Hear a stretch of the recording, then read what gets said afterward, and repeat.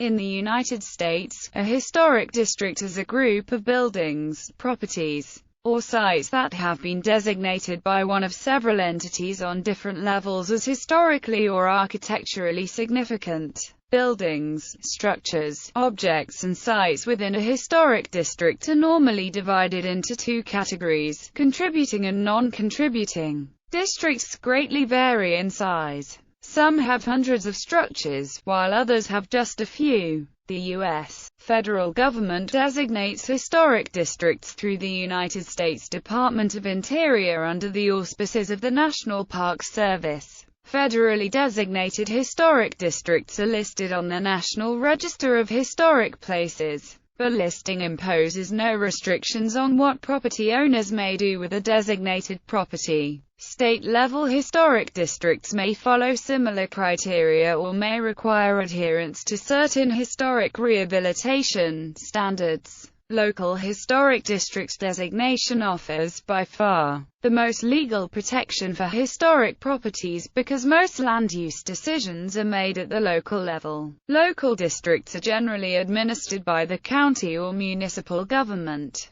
History. The first U.S. historic district was established in Charleston, South Carolina in 1931, predating the U.S. federal government designation by more than 3 decades. Charleston city government designated an Olden Historic District by local ordinance and created a Board of Architectural Review to oversee it. New Orleans followed in 1937, establishing the Vieux Carré Commission and authorizing it to act to maintain the historic character of the city's French Quarter. Other localities picked up on the concept, with the city of Philadelphia enacting its Historic Preservation Ordinance in 1955. The regulatory authority of local commissions and historic districts has been consistently upheld as a legitimate use of government police power, most notably in Penn Central Transportation Co. v. City of New York. The Supreme Court case validated the protection of historic resources as an entirely permissible governmental goal. In 1966, the federal government created the National Register of Historic Places. Soon after a report from the U.S., some states, such as Arizona, have passed referendums defending property rights that have stopped private property being designated historic without the property owner's consent, or compensation for the historic overlay. Property types. Historic districts are generally two types of properties: contributing and non-contributing. Broadly defined, a contributing property is any property, structure or object which adds to the historical integrity or architectural qualities that make a historic district, listed locally or federally,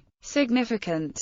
Different entities, usually governmental, at both the state and national level in the United States, have differing definitions of contributing property, but they all retain the same basic characteristics. In general, contributing properties are integral parts of the historic context and character of a historic district. In addition to the two types of classification within historic districts, properties listed on the National Register of Historic Places are classified into 5 broad categories. They are building, structure, site, district and object. Each one has a specific definition in relation to the National Register. All but the eponymous district category are also applied to historic districts listed on the National Register. Federal level. A listing on the National Register of Historic Places is governmental acknowledgement of a historic district. However, the register is an honorary status with some federal financial incentives. The National Register of Historic Places defines a historic district per U.S. federal law, last revised in 2004. According to the register definition, a historic district is a geographically definable area, urban or rural, possessing a significant concentration, linkage, or continuity of sites, buildings, structures, or objects united by past events or aesthetically by plan or physical development. A district may also comprise individual elements separated geographically but linked by association or history. Districts established under U.S. Federal guidelines generally began the process of designation through a nomination to the National Register of Historic Places. The National Register is the official recognition by the U.S. government of cultural resources worthy of preservation. While designation through the National Register does offer a district or property some protections, it is only in cases where the threatening action involves the federal government. If the federal government is not involved, then the listing on the National Register provides the site, property or district no protections. For example, if Company A wants to tear down the hypothetical Smith House and Company A is under contract with the state government of Illinois, then the federal designation would offer no protections. If, however, Company A was under federal contract, the Smith House would be protected. A federal designation is little more than recognition by the government that the resource is worthy of preservation. In general, the criteria for acceptance to the National Register are applied consistently, but there are considerations for exceptions to the criteria, and historic districts have influence on some of those exceptions. Usually, the National Register does not list religious structures, moved structures, reconstructed structures, or properties that have achieved significance within the last 50 years. However, if a property falls into one of those categories and are integral parts of districts that do meet the criteria, then an exception allowing their listing will be made. Historic district listings, like all National Register nominations, can be rejected on the basis of owner disapproval. In the case of historic districts, a majority of owners must object in order to nullify a nomination to the National Register of Historic Places. If such an objection occurred, then the nomination would become a determination of National Register eligibility only. State level. Most U.S. state governments have a listing similar to the National Register of Historic Places. State listings can have similar benefits to federal designation, such as granting qualification and tax incentives. In addition, the property can become protected under specific state laws. The laws can be similar or different from the federal guidelines that govern the National Register. A state listing of a historic district on the State Register of Historic Places, usually by the State Historic Preservation Office, can be an honorary status, much like the National Register. For example, in Nevada, listing in the State Register places no limits on property owners. In contrast, state law in Tennessee requires that property owners within historic districts follow a strict set of guidelines from the U.S. Department of Interior when altering their properties. Though, according to the National Historic Preservation Act of 1966, all states must have a State Historic Preservation Office. Not all states must have a State Historic District designation. As of 2004, for example, the state of North Carolina had no such designation. Local level. Local historic districts usually enjoy the greatest level of protection legally from any threats that may compromise their historic integrity because many land use decisions are made at the local level. There are more than 2,300 local historic districts in the United States. Local historic districts can be administered at the county or the municipal level. Both entities are involved in land use decisions. Local historic districts are identified by surveying historic resources and delineating appropriate boundaries that comply with all aspects of due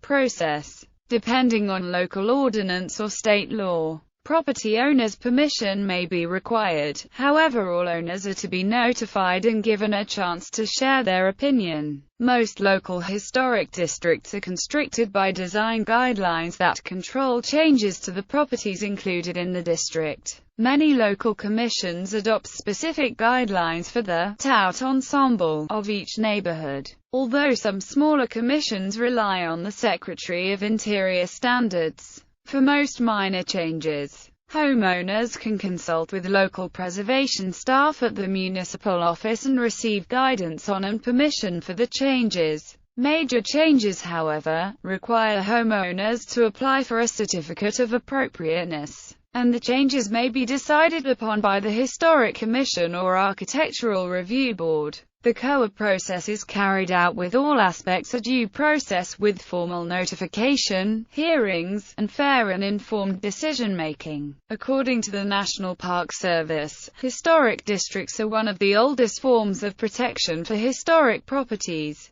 The city of Charleston, South Carolina is credited with beginning the modern-day historic districts movement. In 1931, Charleston enacted an ordinance which designated an old and historic district, administered by a board of architectural review. Charleston's early ordinance reflected the strong protection that local historic districts often enjoy under local law. It asserted that no alteration could be made to any architectural features which could be viewed by the public from the street. Local historic districts, as in New Orleans and Savannah, Georgia, predate the register by 10 years or more as well. Local historic districts are most likely to generate resistance because of the restrictions they tend to place on property owners. Local laws can cause residents to comply with ordinances. The issue of local historic districts and the impact on property values is a concern to many homeowners. The effects have been extensively studied using multiple methodologies, including before and after analysis and evaluating comparable neighborhoods, with and without local designation status. Recent factual analysis has been conducted by independent researchers in a number of states, including New Jersey, Texas, Indiana, Georgia, Colorado, Maryland, North and South Carolina, Kentucky, Virginia, and elsewhere. As stated by economist Donovan Ripe-Kemmer, the results of these studies are remarkably consistent. Property values in local historic districts appreciate significantly faster than the market as a whole in the vast majority of cases, and appreciate at rates equivalent to the market in the worst case. Simply put, historic districts enhance property values. In a 2011 study, Connecticut Local Historic Districts and Property Values, it was found that property values in every local historic district saw average increases in value ranging from 4% to over 19% per year. Similarly, in New York City between 1980 to 2000, local historic district properties on a price per square foot basis increased in value significantly more than non-designated properties. Equally important, local historic district property values were found to resist market downturns better than historic non-designated properties. A recent study investigating the data on single-family residential mortgage foreclosures and comparable non-designated neighborhoods found that designated properties were significantly less likely to experience foreclosure. Local historic districts designation has proven to protect property values from wild fluctuations and provide stability in the housing market. Significance: the original concept of an American historic district was as a protective area surrounding more important, individual historic sites. As the field of historic preservation progressed, those involved came to realize that the structures acting as buffer zones were actually key elements of the historic integrity of larger, landmark sites. Preservationists came to the view that districts should be more encompassing, blending together a mesh of structures, streets, open space and landscaping to define the historical character of a historic district. As early as 1981, the National Trust for Historic Preservation identified 882 American cities and towns that had some form of historic district zoning in place. Local laws meant specifically to protect historic districts.